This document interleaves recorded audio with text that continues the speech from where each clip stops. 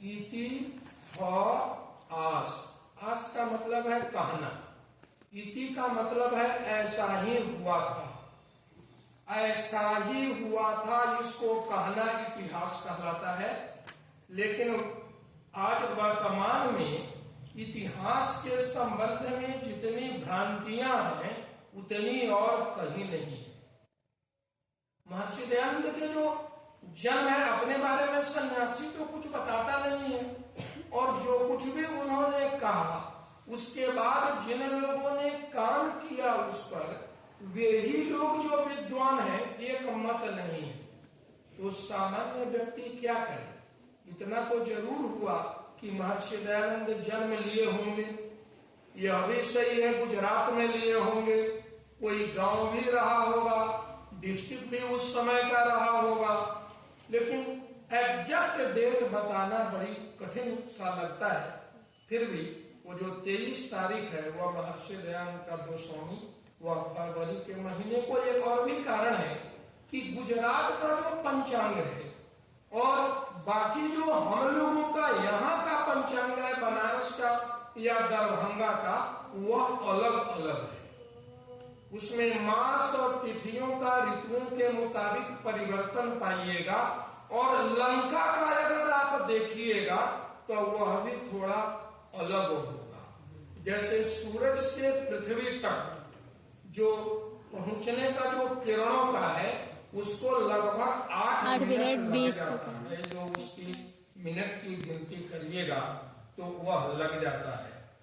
अभी जो गुरुकुल में यहाँ जो डीएवी नंदराज में पढ़ने वाली ये लड़कियां हैं तो नई हैं, और थोड़ा धर्म भी पढ़ रही हैं, और स्कूल में साइंस भी पढ़ रही है, तो इस सब के दिमाग में बहुत सारा क्वेश्चन उठता रहता है। और ऐसे क्वेश्चन उठते हैं स्वाभाविक रूप से, मुझको भी उठता है, मैं भी समझता हूँ, इनको भी उठता है। तो अभी 3 क्वेश्चन के बारे में बातचीत करेंगे। जो इनके क्वेश्चन है आपको भी फायदा करेगा और मुझको भी फायदा करता है जब कोई मुझसे पूछता है। तो ये किसका था कि सूरज से पृथ्वी की दूरी कितनी है, सूरज से पृथ्वी की। दूसरा क्वेश्चन था कि हनुमान जी वानर थे या बंदर थे, अगर बंदर, और अगर वे मनुष्य ही थे तो पूंछ क्यों लगाते थे? अब एक पूंछ भी जानती है शब्द और पूंछ भी शब्द जानती है, चूंकि आर्य समाज के प्रवचनों में यह बैठती है, सुनती है। तीसरा इसके दिमाग में जो सबसे महत्वपूर्ण है कि वेदों की रचना किसने किया, लिपिबद्ध किसने किया, वेदों को लिखने वाला वह व्यक्ति कौन था, और रचना का काल क्या है, समय क्या है। ये बड़े बड़े कहने वाले लोग ऐतिहासिक रूप से इस मामले में भटक जाते हैं, क्योंकि आज जो बच्चों को इतिहास पढ़ाया जाता है और आर्य समाज जिन इतिहासों की बात करती है उनमें एक मत नहीं है। हम एक एक चीज को लेंगे और तीनों को मैं बता दूंगा, क्योंकि मैं कहना तो यह चाहता था कि जीवन में ये वेद जो मंत्र हैं वो व्यवहारिक ज्ञान के केंद्र है। मनुष्य सृष्टि वेद की रचना इसलिए किया कि हर एक व्यक्ति संसार का प्रयोग ठीक से करे, किसके लिए? तो धर्म, अर्थ, काम और मुक्ति को प्राप्त करने के लिए। वेदों की रचना इसलिए हुई थी कि हर एक जीवात्मा मुक्ति को प्राप्त करेगा, और उसका जो तरीका होगा जीने का वह वेद मंत्र की ऋचाएं कहती हैं। यह इसका प्रयोजन है। जैसे आप फ्रिज खरीदते हैं तो उसके बुकलेट का प्रयोजन है कि फ्रिज को हैंडल कैसे करिएगा, छोटी मोटी खराबी अगर हो जाए तो कैसे उससे निजात पाइएगा। वेद में संपूर्ण ज्ञान अगर पूछिएगा, अब सूरज का निर्माण कैसे होता है, क्या क्या चीज लेकर बनाया, पृथ्वी का निर्माण करने के लिए क्या क्या चीज लिया, तो शायद वेद की ऋचाओं में इस सब के बारे में पूरा नहीं मिलेगा। लेकिन मुक्ति के जितने साधन हैं, सामान्य व्यक्ति को क्या क्या करना चाहिए, यह सब आपको वेद में मिल जाएगा। परमात्मा का जो ज्ञान है वह मनुष्य के लिए है, इस वैदिक सिद्धांत को समझना चाहिए। चलिए एक क्वेश्चन लेते हैं। सूरज से पृथ्वी की दूरी को देखते हैं। साइंस मानती है 93 पर अगर 6 शून्य लगा दीजिए 150 मिलियन किलोमीटर दूर है। 150 किलोमीटर, मिलियन वह दूर है, 150 मिलियन किलोमीटर। अब यदि वैदिक सिद्धांत को देखिएगा तो उसमें हनुमान चालीसा में की जो पंक्तियां हैं तुलसीदास के समय का, युग सहस्र योजन पर भानु, वहां युग सहस्र शब्द का प्रयोग किया है। और नासा ने जब अपने सॉफ्टवेयर में डाला है उसकी दूरी को, तो वह हो जा रहा है 15 करोड़ 36 लाख किलोमीटर। तो सूरज से पृथ्वी की दूरी कितनी हो गई? 15 करोड़ 36 लाख किलोमीटर। और प्रकाश के आने में कितना समय लग गया? 8 मिनट प्रकाश के आने में समय लग गया। और सूरज की जो स्थिति है वह ठोस नहीं है, वह गैस भी नहीं है, वह द्रव्य भी नहीं है। उसका एक अलग स्टेटस है जिसको हम प्लाज्मा कहते हैं। सूरज किस स्टेज में है? प्लाज्मा स्टेज में है। वो ठोस नहीं है, गैस नहीं है। गैस होगा तो पूरा फैल जाएगा। लिक्विड नहीं है, लिक्विड होगा तो बह जाएगा। तो इसलिए उस स्टेज को वैज्ञानिक प्लाज्मा स्टेज मानते हैं। मैं समझता हूं इतना तुम्हारे लिए काफी है, फिर दूसरे क्लास में बात करोगे। अब हम हनुमान जी के बारे में बात करते हैं। इतना तो स्पष्ट है वाल्मीकि रामायण में देखने से और रामचरितमानस में देखने से कि हनुमान जी आजकल जंगलों में पाया जाने वाला जो बंदर है, वाइल्ड एनिमल है, वह नहीं थे। वह उस समय पूरे भारत का, अगर भारत और लंका और हिमालय का अगर पूरा का पूरा विवरण देखोगे तो 4 भागों में बटा था। एक को कहते थे देव राष्ट्र, दूसरे को कहते थे नर राष्ट्र, मनुष्य राष्ट्र, तीसरे को कहते थे वानर राष्ट्र और चौथे को कहते थे असुर राष्ट्र। एक तो हिमालय पहाड़ से लगा हुआ हिस्सा था जिसको देव राष्ट्र कहते थे।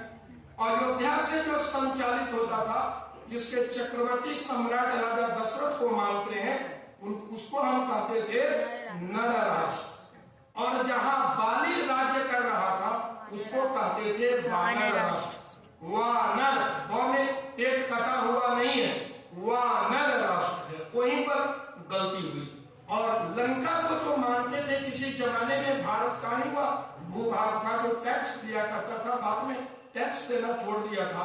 रावण, उसकी अपनी बदमाशी रही हो या मजबूरी रही हो, उसको हम राक्षस राष्ट्र नाम से जानते थे। उनकी जो संस्कृति थी उसको राक्षस संस्कृति कहते थे। और बीच वाला जो था उसको वानर संस्कृति के नाम से जानते थे। जैसे भारत के मुसलमान और दूसरे देश के जो मुसलमान हैं उनमें बड़ी फर्क है। यहाँ वालों को तो वो लोग कुछ मानते ही नहीं। उनकी टोपी भी जो होती है उस टोपी को लगाते हैं, एक विशेष किस्म का होता है, और यहाँ पर जटा की तरह गिरा हुआ एक इतना बड़ा लगा रहता है।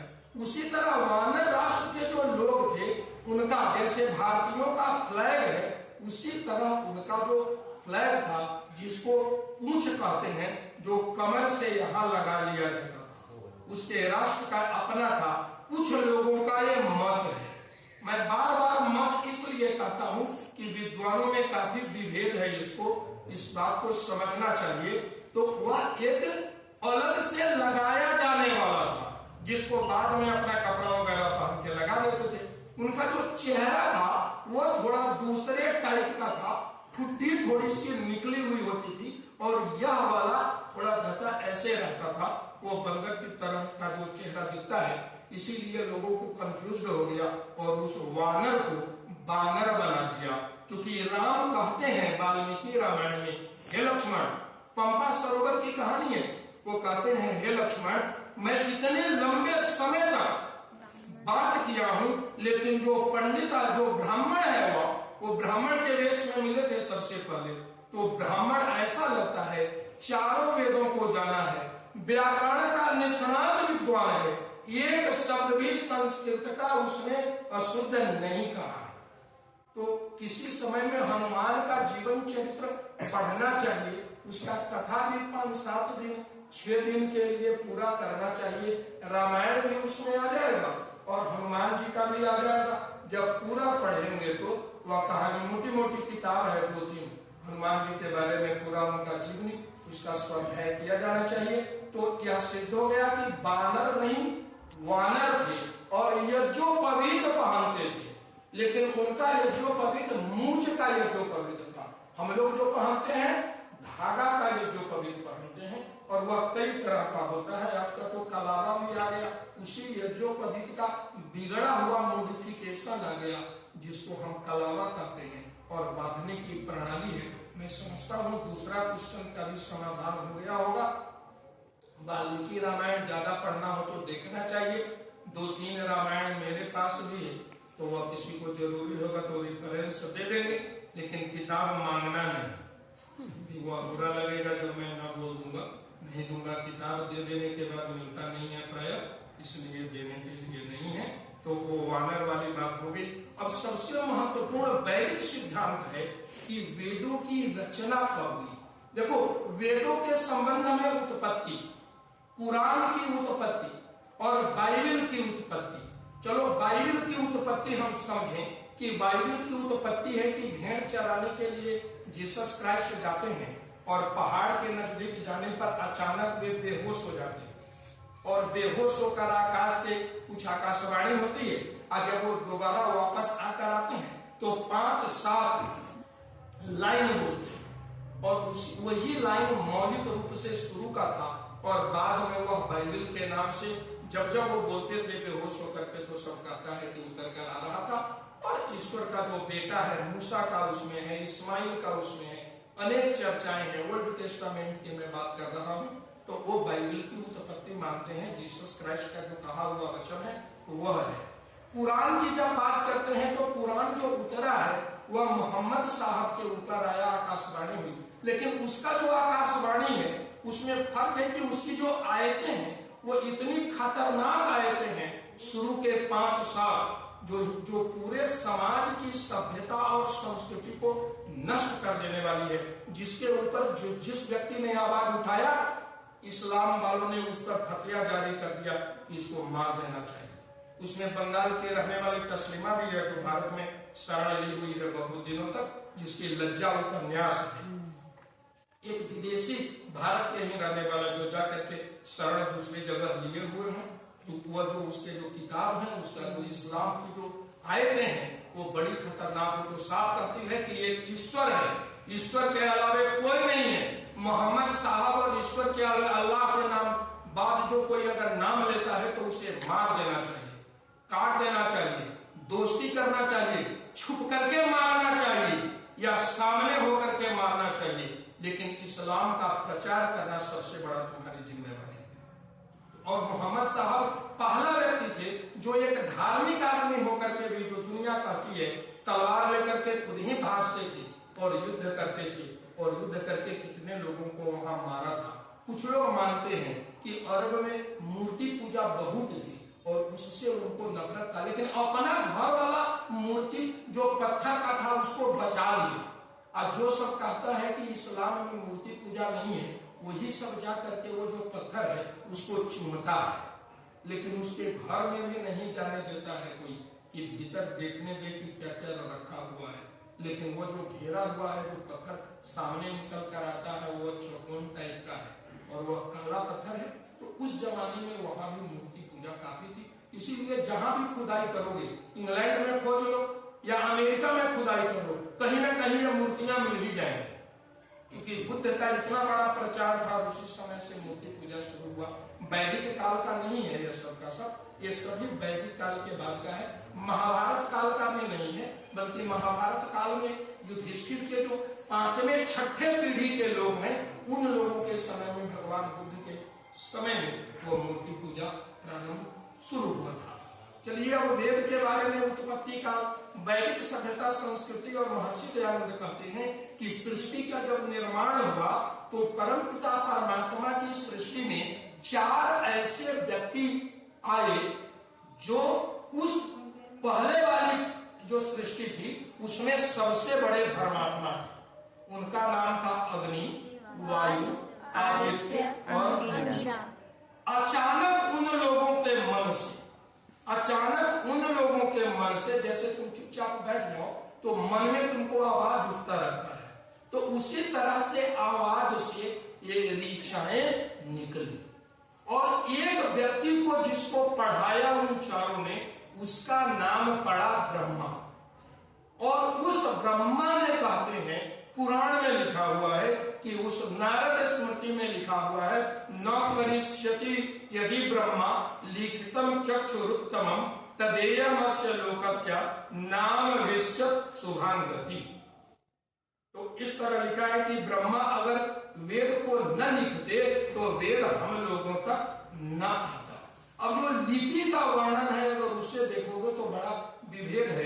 कोई 3500 ईस्वी पूर्व मानता है, कोई 1500 से 500 ईस्वी पूर्व मानता है, कोई 7000 से 600 ईस्वी पूर्व मानता है, जिसमें मोहनजोदड़ो और हड़प्पा की जो संस्कृति है जो आजकल यहाँ पर है पाकिस्तान में, वहां की जो संस्कृति हम मानते हैं 12वीं क्लास में पढ़ाया जाता है बच्चों को, एक्चुअली हड़प्पा की और मोहनजोदड़ो की संस्कृति, तो उसको अगर अध्ययन किया जाए तो पहले लिखावट चिन्हों में आया, चिन्ह बना करके बोल देता था कि जैसे कौवा का बना दिया, इसको मान लिया 5 संख्या मान, किसी चीज को बना करके सूरज बना दिया, इसको मान लिया 1, शुक्ल पक्ष और कृष्ण पक्ष को दिखला दिया और इसको मान लिया 2।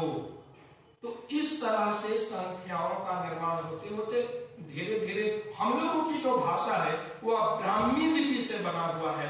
एग्जैक्ट अगर पूछा जाए कि वेदों की रचना किस व्यक्ति ने किया, वह इतिहास में नहीं मिलता है। कोई इतिहासकार, कोई टीचर, कोई भी विद्वान इस बात के लिए अगर कहे कि मैं प्रमाण दे दूंगा तो मैं स्वागत करता हूं, लेकिन सीबीएसई के जो किताब है बच्चों को पढ़ाया जाता है या आर्य समाज के विद्वानों द्वारा लिखा गया हुआ है, वो यही मानते हैं कि इसका नाम श्रुति है। 4 व्यक्ति को पढ़ाया गया था शुरू में, जो वेद में ही मंत्र है कि ऋग्वेद, यजुर्वेद, सामवेद, अथर्ववेद जो हम दे रहे हैं, तो वह 4 ऋषियों के हृदय में दे रहे हैं। लिखा किसने, इसका एग्जैक्ट हम पता नहीं लगाते हैं। सत्य को स्वीकार करना चाहिए क्योंकि हमारे अनेक ऐतिहासिक ग्रंथ थे वह लोगों की धर्मियों के द्वारा जला दिया गया, आड़ दिया गया, नष्ट कर दिया, एग्जैक्ट नहीं मिलता है।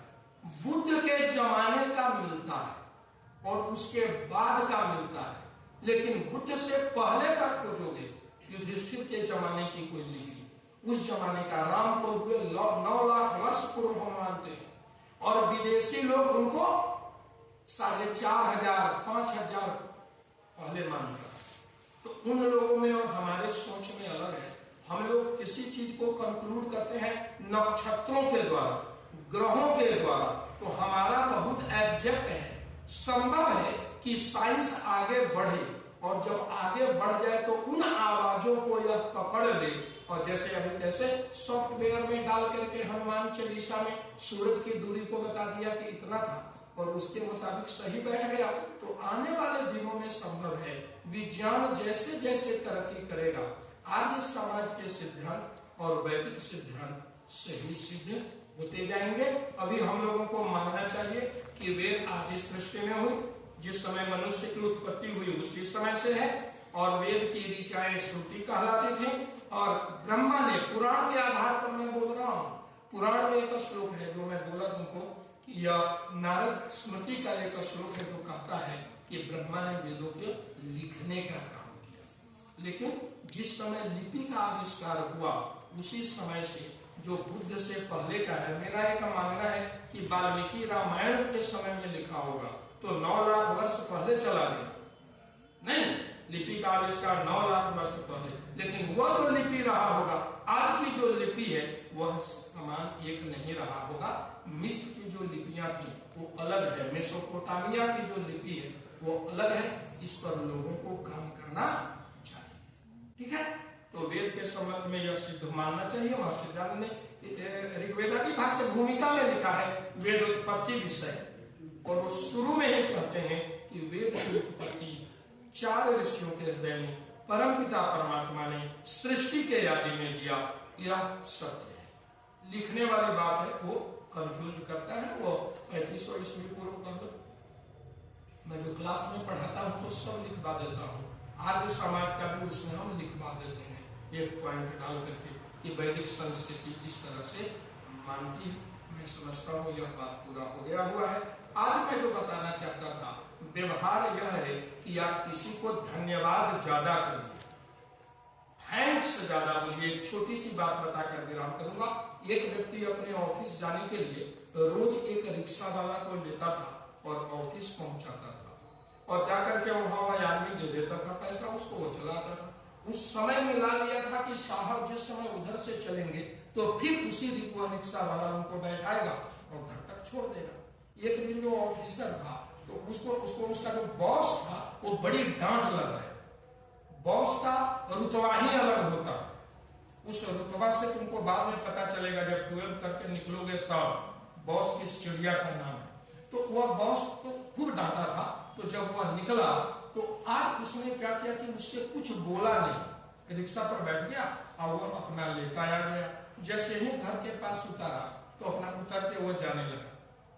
तब उसने कहा सर, तो मुड़ा तो बोला ओह पैसा देना मैं भूल गया, तो वह पैसा निकाल करके दे दिया, लेकिन कुछ बोला नहीं। जैसे ही घर में जाने लगा तो रिक्शा वाले ने आवाज दिया और वो बाहर निकल कर आया, और तब रिक्शा वाले ने कहा कि आज आपने मुझसे कुछ पूछा नहीं है। रोज आप पूछते थे कि तुम्हारे पिताजी कैसे हैं, माँ कैसी है, तुम्हारा बेटा कैसा है, उसकी पढ़ाई कैसे चल रही है। तब उसने कहा कि आज थोड़ी सी समस्या है, इसीलिए मैं पूछ नहीं सका। तुमको कैसे पता चला? तो उसने कहा कि आज आप बिल्कुल मौन थे और कुछ भी आपने नहीं कहा। नहीं तो रोज आप उतरते हैं, हम रिक्शा वालों को थैंक्स कौन बोलता है, नमस्ते कौन करता है? आपको छोड़ करके तो मुझको कोई नमस्ते करता नहीं है, थैंक्स बोलता नहीं है। तब उस आदमी को लगा कि एक रिक्शा वाला भी वेट करता है कि वह सम्मान का अधिकारी है, उसको भी सम्मान मिलना चाहिए, समाज के अंतिम वर्ग को मिलना चाहिए। इतिहास को हम लोगों ने इतना मोड़ा है, इतना बर्बाद कर दिया है कि यहाँ जो झारखंड के, जिनको झारखंडी हम लोग कहते हैं, वस्तुतः वो स्वतंत्रता संग्राम के सेनानी थे जो जंगलों में बैठकर अंग्रेजों के विरुद्ध में, इस्लाम के विरुद्ध में किसी जमाने में लड़ा करते थे। लेकिन वैसी परिस्थितियां भ्रम फैला दिया, और भ्रम फैला करके हिंदू से अलग काट दिया, और वो सब अलग मान करता है और कहता है कि हम अलग हैं। जैसे पंजाबी, जबकि वो जानता है कि गुरु गोविंद सिंह जो उसको गुरु थे, उन्होंने घोषणा किया था कि हर एक परिवार का एक आदमी अपना एक बच्चा हमको दे, और वही सिख कहलाएगा, ट्रेंड होगा, सिख धर्म चला है। और सिखों से अब कहने लगा कि खालिस्तान अलग दे दो। तो वह विकृतियां आती हैं। मैं यह कहना चाहता हूं कि हर एक व्यक्ति के साथ सद्भावना रखना चाहिए। मत मतांतर आएंगे, विचारों में विभेद पैदा होगा, लेकिन इसके बावजूद भी हम एक हैं और हम नेक बन करके रहेंगे। आपसी पेट में छुरा घोंपने का काम नहीं किया जाना चाहिए। समाज को या परिवार को बर्बाद करने का काम नहीं किया जाना चाहिए। इन्हीं शब्दों के साथ आज के वक्तव्य को मैं यहीं विराम देता हूं। आप लोगों का बहुत बहुत धन्यवाद हमारी बातों को सुनने के लिए। आज मैं